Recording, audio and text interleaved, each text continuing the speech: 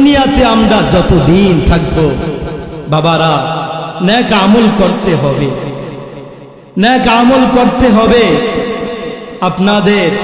আপনারা আমার জন্য দোয়া করেছেন, অনেক দূর থেকে আসছি। আল্লাহ তাআলা এত মুরব্বী মানুষের দোয়া কবুল করেছেন, এজন্য আশা আপনাদের কাছে কিছু কথা বলার সুযোগ দিয়েছেন। আসার সময় মা বাবার কাছ থেকে দোয়া নিয়েছি। এখানে বসার আগেও কি বলবো, মুরব্বীদের থেকে দোয়া নেন ভাই বাবারা। যদি মুরব্বীদের কাছ থেকে দোয়া নিয়ে চলেন, দুনিয়াতে কোথাও আপনি ঠেকবেন না, দুনিয়াতে কোথাও আপনি অসম্মানী হবেন না। মুরব্বীদের পরামর্শ নিয়ে চলবেন, মা বাবাকে সম্মান করবেন, মা বাবাকে সম্মান করবেন। এখানে অনেক সন্তানেরা আছে যে আমার দ্বারা আপনার দ্বারা মা বাবা কষ্ট পেয়েছে। এখানে অনেক মা বোন আসছে, পর্দার আড়ালের মা বোন আছে। আমি আপনাদেরকে বলবো, ও মা, ও বোন, আপনি একটা সন্তান হাফেজ বানান, একটা সন্তান আলেম বানান। আর যদি দুনিয়াতে আপনিও নেক আমল করতে পারেন, মনে রাখবেন জান্নাতের জন্য ইহাই যথেষ্ট হয়ে যাবে। দুনিয়াতে আমি আর আপনি কয়দিন থাকবো? মা বাবার আগে সন্তান চলে যায়, সন্তানের আগে মা বাবা চলে যায়। এমন করে একদিন সবাই চলে যাবে। আগে এবং পরে দুনিয়াতে আসার সিরিয়াল আছে বাবা, কিন্তু যাওয়ার কোনো সিরিয়াল নাই। হঠাৎ মৃত্যু শুনবেন যে আপনাদের কাছে যিনি বয়ান করেছে এই গুনাহগার দুনিয়াতে আর নাই। একদিন সবাই চলে যাব, কিন্তু বাবা কি নিয়ে যাব আমরা? আমাদের আমল না, কি নিয়ে যাব? শুনেন রাসূলের হাদিসের কথা, একটা কুকুর পর্যন্ত যারা ফজরের নামাজ পড়বে না তাদের জন্য বদদুয়া করে আল্লাহ। কুকুর বলে, আল্লাহ যে ব্যক্তি ফজরের নামাজ পড়বে না, ও মালিক উনার চেহারা আমার চক্ষু দ্বারা দেখেন না। এখন বুঝেন, বিবেকটাকে চিন্তা করেন, চিন্তা করে দেখেন আমি আর আপনি কতদিন নামাজ পড়ি নাই। শুক্রবারে নামাজ পড়ি, আবার পরের শুক্রবারে নামাজ পড়ি, একটা সপ্তাহ কোনো খবর নাই। নামাজ কবুল হওয়ার একটা আলামত আছে বাবা, যে আপনি এশারের নামাজ পড়েছেন, এশারের নামাজ কবুল হবে কিভাবে বুঝবেন? সংক্ষিপ্ত যেটা, আপনি যদি ফজরের নামাজ আদায় করেন মনে করবেন আপনার এশারের নামাজ কবুল হয়েছে। আবার যখন জোহরের নামাজ আদায় করবেন মনে করবেন আপনার ফজরের নামাজ কবুল হয়েছে। নামাজ পড়া যাবে? ওই হাসরের ময়দানে আপনাকে সর্বপ্রথম নামাজের হিসাব নেবে।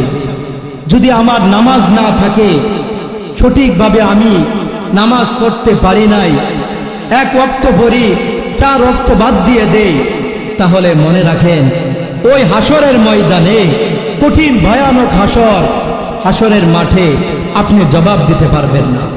যদি প্রথম ঘাটি আমার আটকিয়ে যায়, সামনে যত ঘাটি আছে সবগুলো ঘাটিতে আটকিয়ে যাবে।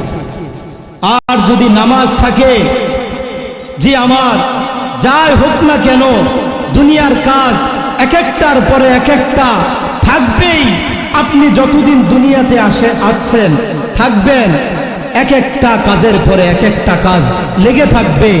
ও বাবা, দুনিয়ার কাজকে প্রাধান্য দেওয়া যাবে না, আমার আল্লাহর হুকুমের ডাক আসবে, সাথে সাথে আল্লাহর হুকুমকে প্রাধান্য দিতে হবে। মনে রাখবেন, যদি নামাজ থেকে, আল্লাহর হুকুম থেকে, আল্লাহর হুকুমকে প্রাধান্য না দিয়ে দুনিয়ার কাজটাকে প্রাধান্য দেন, তাহলে আপনি ক্ষতিগ্রস্তের মধ্যে রয়েছেন। ইয়া আইয়ুহাল্লাযীনা আমানু লা তুলহিকুম আমওয়ালুকুম ওয়ালা আওলাদুকুম আন যিকরিল্লাহ ওয়া মান ইয়াফআল যালিকা ফাউলাইকা হুমুল খাসিরুন। আল্লাহ বলে, ও দুনিয়ার মানুষ, ও ঈমানদারগণ, তোমাদেরকে যদি দুনিয়ার কাজ, তোমাদের সন্তানাদি দুনিয়ার লোভে যদি তোমাদেরকে আমার ইবাদত থেকে দূরে সরাইয়া দেয়, মনে রাখবেন ফাউলাইকা হুমুল খাসিরুন, আপনারা ক্ষতিগ্রস্তের মধ্যে আছেন। তার মানে প্রাধান্য দিতে হবে কাকে? আল্লাহর ইবাদতকে। দুনিয়ার যত কাজ থাকুক, সর্বপ্রথম আমার আল্লাহর ইবাদত করবই। ইবাদতের ডাক আসছে, মসজিদে আজান হয়েছে, মুয়াজ্জিন আল্লাহু আকবার বলেছেন। আল্লাহু আকবার অর্থ কি? আল্লাহ সব চাইতে বড়। যদি আপনি তখন কাজ করেন, আপনি কাজটাকে বড় মনে করলেন। তার মানে সব কিছু রেখে আল্লাহর হুকুমকে প্রাধান্য দিতে হবে। আল্লাহ তাআলা, আল্লাহ যে কথা বলেছে, সব ভাইকে কথার উপর আমল করার তৌফিক দান করুক। আপনারা সবাই আজ এই ময়দানে তওবা করবেন, আল্লাহ জীবন আর গুনাহ করব না, মালিক বেশি দিন আর বাঁচব না, একটা সেকেন্ড আমি আশা দিতে পারি না যে আমি সামনে বাঁচব। শুনেন রাসূলের হাদিস, আকসিরু যিকর হাদিমিল লাযাতিল মাউত। রাসূল বলেছেন, ও উম্মতেরা, তোমরা অধিক পরিমাণ মৃত্যুকে স্মরণ করো। স্মরণ করলে কি হবে? আমার নবীর কোনো গুনাহ ছিল না, মাসুম বান্দা, ওই নবী পর্যন্ত 100 বার দৈনিক তওবা করতেন। আর আজ আমাদের গুনার কোনো অভাব নাই, কিন্তু দৈনিক একবারের জন্য তওবা করতে পারি না। কি হলো আপনার আর আমার? মৃত্যুকে বেশি পরিমাণ স্মরণ করবেন। শুনেন, যদি আপনি মৃত্যুকে স্মরণ করেন যে হায় রে, একটা মিনিট পরে হতে পারে আমার মৃত্যু হবে, একটা ঘন্টা আমি বাঁচব, 1 ঘন্টা পরে আমার মৃত্যু আসবে। যদি আপনি সব সময় মৃত্যুকে নিয়ে স্মরণ করেন, আপনার দ্বারা আমার দ্বারা কোনো গুনাহ হতে পারে না। কারণ আমার একটা মিনিট পরে আমার মৃত্যু হবে, 1 ঘন্টা পরে আমার মৃত্যু হবে, 1 দিন পরে আমার মৃত্যু হবে। আপনার দ্বারা গুনাহ হবে? গুনাহ হবে না। এজন্য সব সময় দুনিয়াতে যতদিন থাকবেন আল্লাহর হুকুমকে মানবেন, নবীর তরিকা অনুযায়ী চলবেন, আল্লাহর কাছে তওবা করব, তওবা করার মতো করবেন। আয় আল্লাহ, আমাদেরকে তওবা করার, খাস ভাবে তওবা করার তৌফিক দান করুন। এই যে আপনাদের বাড়ির দরজার মাদ্রাসা, মাদ্রাসাকে ভালোবাসবেন, ওলামায়ে কেরামের সাথে সম্পর্ক রাখবেন। ভালোবাসার কারণে, ওলামায়ে কেরামদের সাথে সম্পর্ক রাখার কারণে ওই জান্নাতের মধ্যে কাল হাসরের ময়দানে আপনাকে ওই ওলামায়ে কেরামের সাথে হাসরের ময়দানে উঠাবে।